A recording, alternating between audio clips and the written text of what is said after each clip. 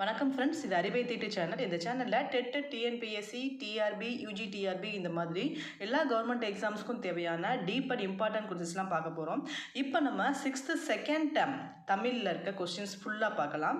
ஏற்கனவே 6th first term வந்து நான் போட்டிருக்கேன். இதுக்கு முன்னாடி 8th 9th 10th இந்த சப்ஜெக்ட்லாம் இந்த ஸ்டாண்டர்ட்லாம் போட்டாச்சு. 6th 7th மட்டும் பேலன்ஸாக இருந்துச்சு. 6th ஃபஸ்ட் டேர்ம் ஏற்கனவே போட்டாச்சு.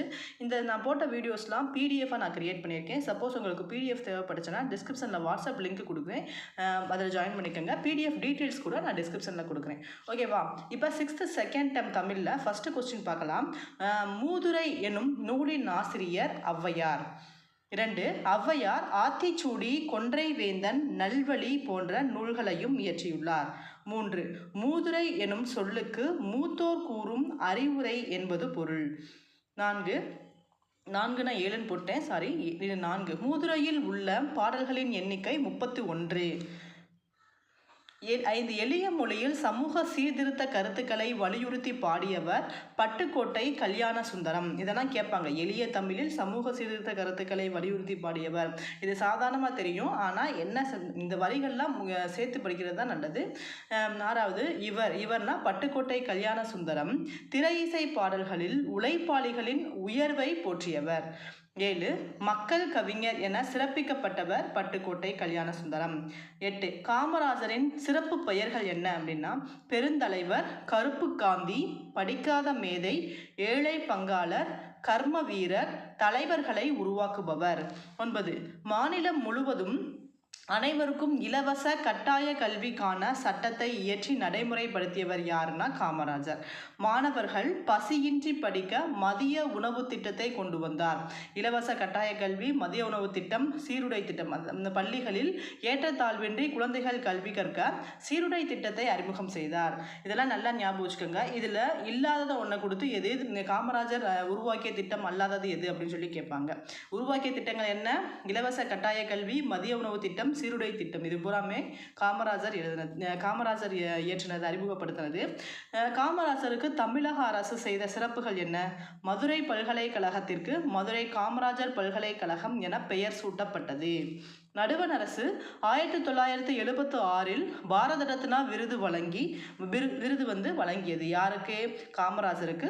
1900 வருஷமும் முக்கியம், யார் கொடுத்தாங்கன்றதும் முக்கியம். நடுவண் அரசு கொடுத்துச்சு. 1976 பாரத ரத்னா விருது காமராஜருக்கு வழங்கப்பட்டது.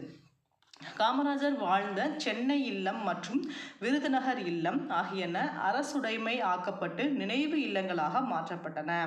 சென்னை மெரினா கடற்கரையில் சிலை நிறுவப்பட்டது. சென்னையில் உள்ள உள்நாட்டு விமான நிலையத்திற்கு காமராஜர் பெயர் சூட்டப்பட்டுள்ளது. கன்னியாகுமரியில் காமராஜருக்கு மணிமண்டபம் 2/10/2000 அமைக்கப்பட்டது. கன்னியாகுமரியில் மணிமண்டபம் எப்போ அமைச்சாங்க? 2/10/2000 அமைச்சாங்க காமராஜருக்கு கன்னியாகுமரியில். காமராஜரை கல்விக்கண் திறந்தவர் என மனதார பாராட்டியவர் யாரு? பெரியார். ஆசியா கண்டத்திலேயே மிகப்பெரிய நூலகம் சீனாவில் உள்ளது. நூலக விதிகளை உருவாக்கியவர் யார்னா ரா அரங்கநாதன். நூலக விதிகளை, இது முக்கியமானது, ரா அரங்கநாதன். இவர் இந்திய நூலக அறிவியலின் தந்தை என அழைக்கப்படுகிறார் ரா அரங்கநாதன்.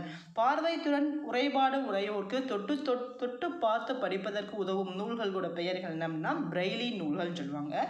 அண்ணா நூற்றாண்டு நூலகத்தோட 8 தளங்கள் என்னென்ன இருக்குது, ஒவ்வொரு தளத்துலையும் எந்த சம்மந்தமான புக்கு இருக்குது அப்படின்றத பார்க்க போகிறோம். இதையும் பொறுத்துகளை கேட்கலாம், டைரக்ட் கொஸ்டினும் கேட்கலாம். தரை தளத்தில் சொந்த நூல் படிப்பகம் பிரெய்லி நூல்கள் இருக்குது. முதல் தளம் குழந்தைகள் பிரிவு பருவ இதழ்கள் இருக்குது.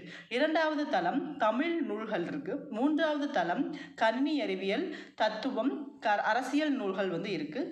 4வது பொருளியல், சட்டம், வணிகவியல், கல்வி.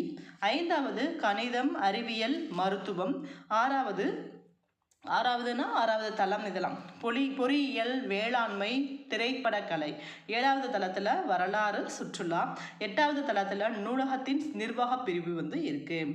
ஓகேவா? அதுக்கடுத்து சிறந்த நூலகர்களுக்கு வழங்கப்படும் விருது என்ன அப்படின்னா SR அரங்கநாதன் விருது. சிறந்த நூலகர்களுக்கு வழங்கப்படும் விருது. சரியா?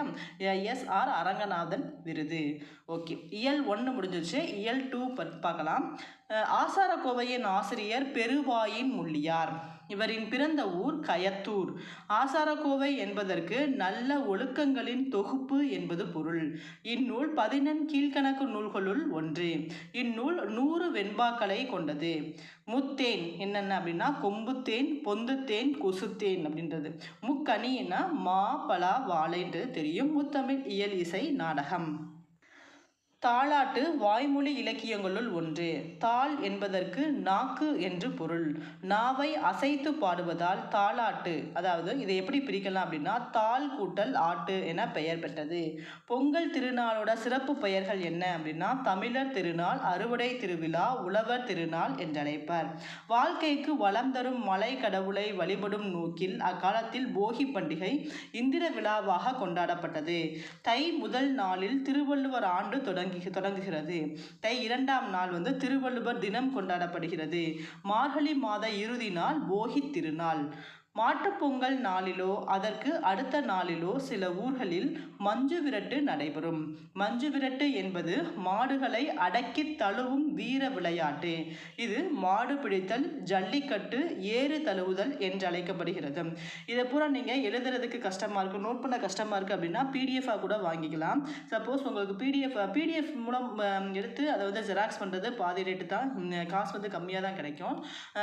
இதை நீங்கள் அடிக்கடி ப்ராக்டிஸ் பண்ணுறதுக்கு நீங்கள் ஏதாச்சும் வேலை பார்க்கும்போது கூட, தனியாக இருக்கும்போது கூட ஆடியோவாக கேட்டு கூட யூஸ் பண்ணலாம். அந்த வீடியோவை ஆன் பண்ணி விட்டிங்கன்னா அது பாட்டு ஆடியோவாக இருக்கும், உங்கள் மெமரியில் ஈஸியாக போய் நல்லா உட்காந்துக்கும். ஓகேவா? இந்த மாதிரி கூட ட்ரை பண்ணலாம்.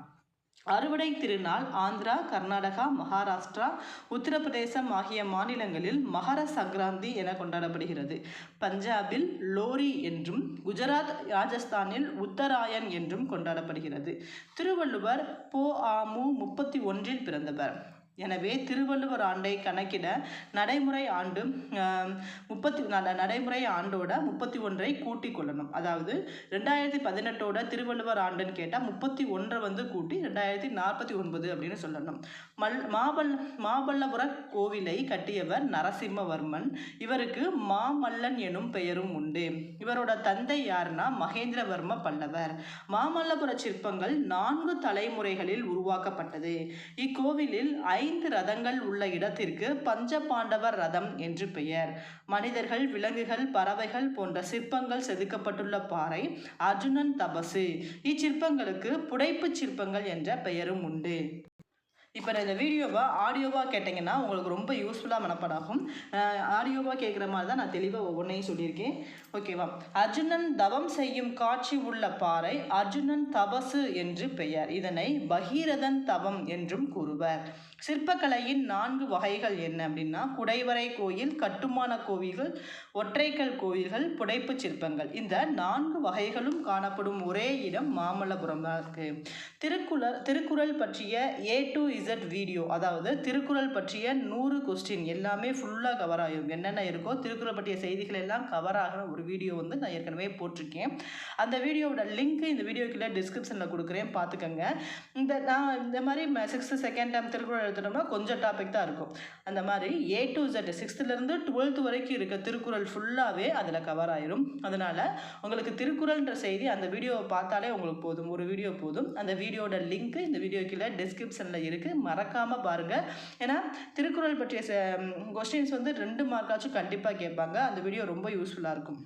அந்த வீடியோவை தாண்டி கொஸ்டினே வராது, டீட்டெயில் நோட்ஸோட கொஸ்டின் தான் அது. நானிலம் படைத்தவன் எனும் பாடலின் ஆசிரியர் முடியரசன். முடியரசனின் இயற்பெயர் துரைராசு. இவர் திராவிட நாட்டின் வானம்பாடி என பாராட்ட பெற்றவர். இவர் எழுதிய நூல்கள் பூங்குடி, வீரகாவியம், காவியப்பாவை.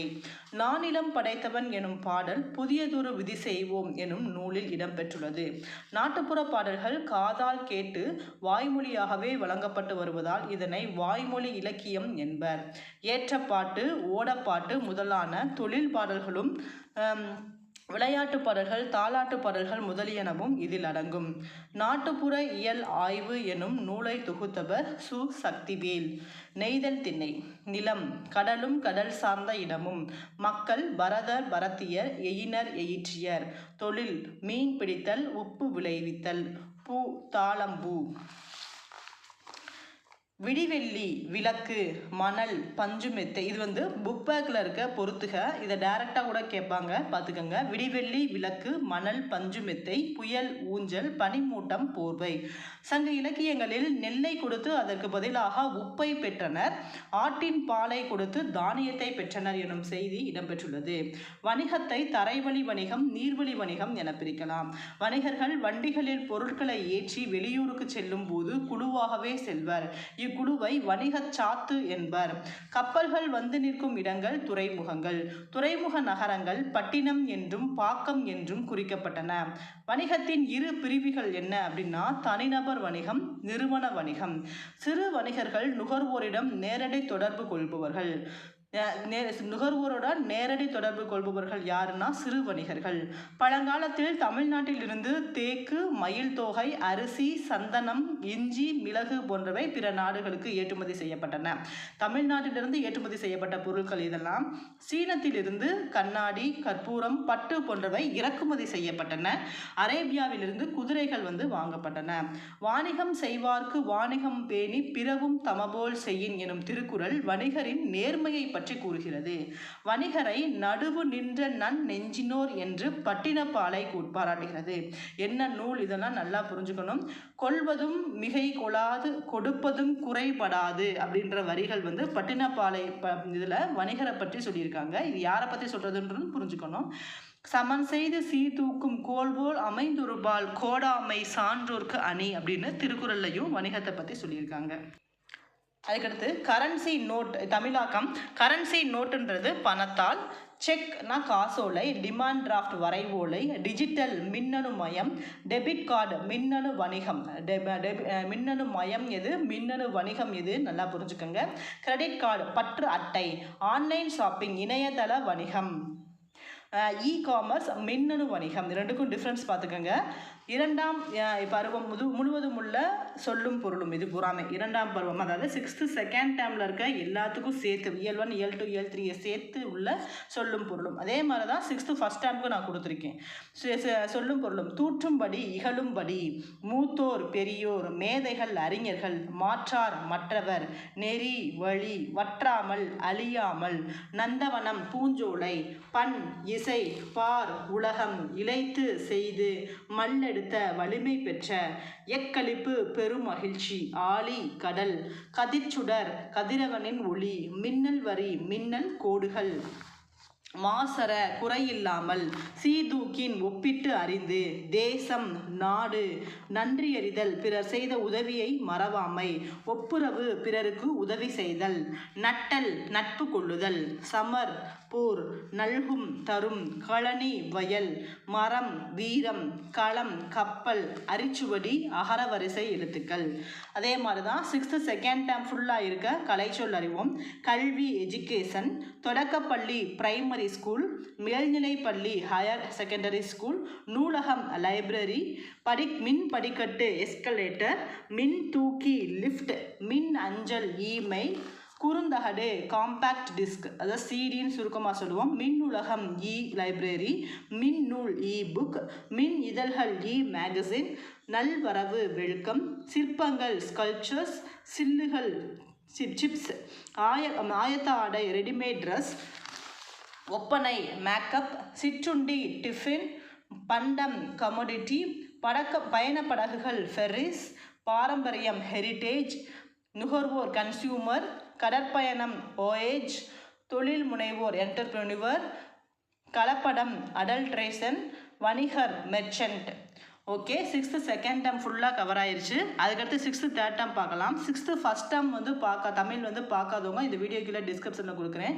டிஸ்கிரிப்ஷனில் WhatsApp link, PDF details, Thirukkural notes, 6th first term இந்த டீட்டெயில்ஸ்லாம் இருக்கும். கண்டிப்பாக பாருங்கள், தொடர்ந்து பாருங்கள். இந்த சேனலை ஃபஸ்ட்டு பார்த்தீங்கன்னா சப்ஸ்கிரைப் பண்ணி சப்போர்ட் பண்ணுங்கள். தேங்க்யூ.